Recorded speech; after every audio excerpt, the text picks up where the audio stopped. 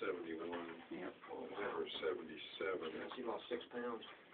Had her 77 on 626. Yeah, she's going to continue to lose weight, unfortunately. And she's not eating much, but she was holding down maybe a cup and a half of rice a day. Yeah, the oral bread's going to be really hard for her to hold down. It's going to be really tough for you to pill it down there.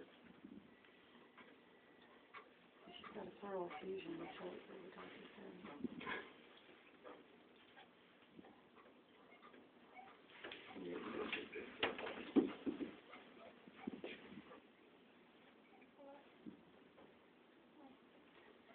She's still got pretty good color, though.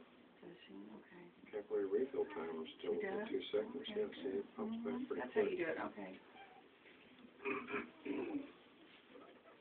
They gave her 10 milligrams of Dex. That's what they last time we shot. That's what they gave her the shot, okay. I'm going to double that. It's not going to hurt her. If anything, it's going to help her feel better.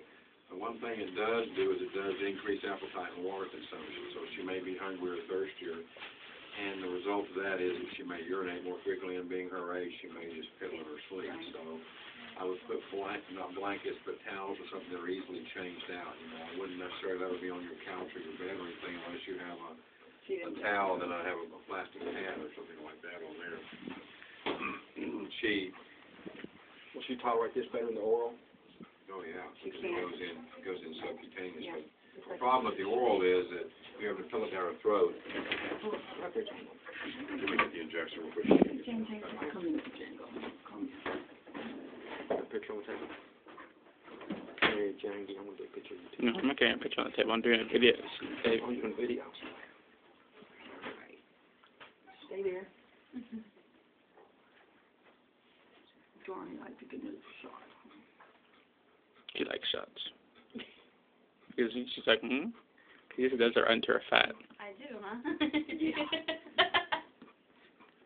Watch, she won't even flinch from it. No, she doesn't flinch at all. Oh, that picture didn't come out at all. The flash.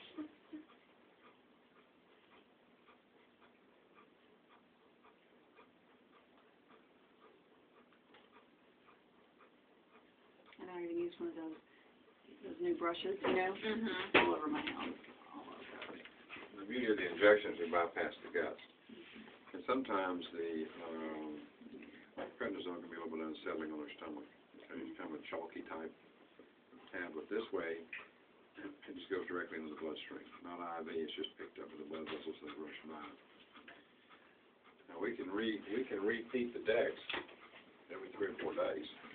And I'm not worried about blowing out her adrenal gland. Right, what difference does it make? I'm just worried about making her comfortable until such time as you feel that, her quality of life is not where you want it to be, or all the family relatives have come in to visit. Okay. So what we're trying to do is just make her comfortable. She will respond to this fairly well within the next few hours, and she'll feel better. Don't let that be a false sense of security for her, because as soon as the injection starts to wear off, she will go back, okay? So she's going to have this push and this sense of well-being. That's what dexamethasone does. It just gives them a sense of well-being and makes them feel good. She doesn't want that. Her appetite might even increase for a few days. I think of these retractions she's having, you know, I mean, just Well, she has a hard time swallowing because the mass also pushes on the esophagus in breathing. addition to the breathing. I just think her breathing's gotten a whole lot worse. I mean, this morning she was going, Right.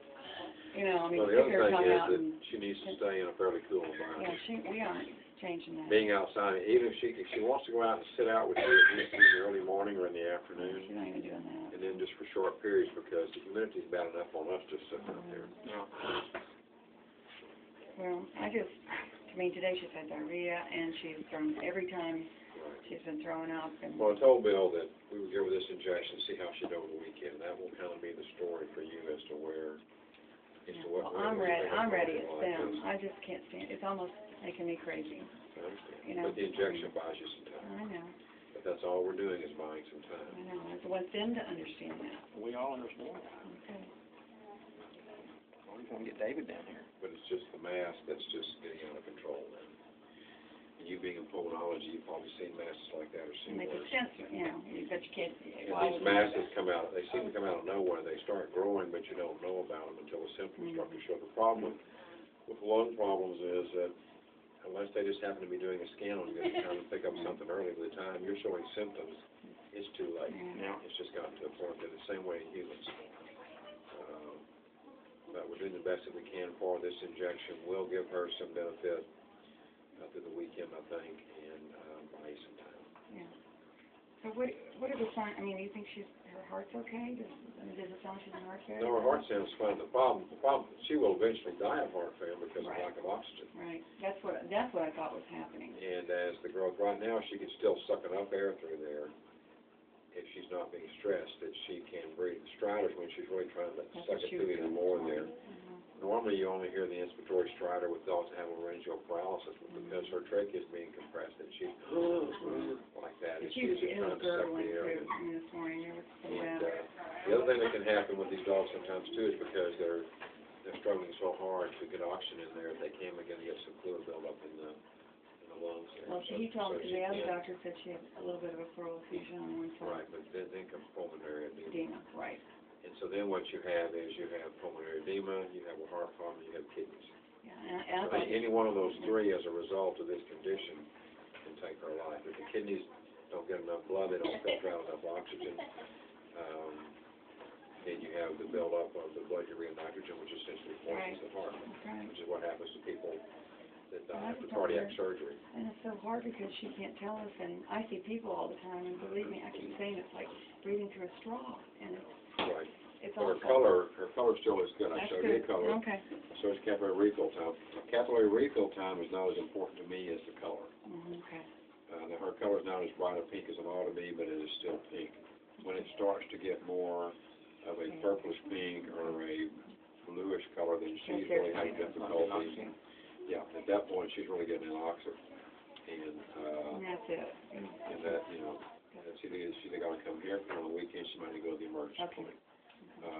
And if she does get worse, then do not hesitate to take her there with the understanding you probably need to go in there telling them right away. No heroics.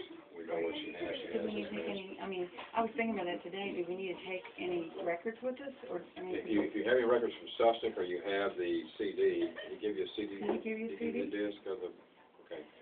If you have the paperwork, Yeah, that's all you need. You need paperwork, though. Huh? Got the bill is all I have. I don't have. No, we need paperwork, like the records. Maybe you could call them before 5 o'clock today and we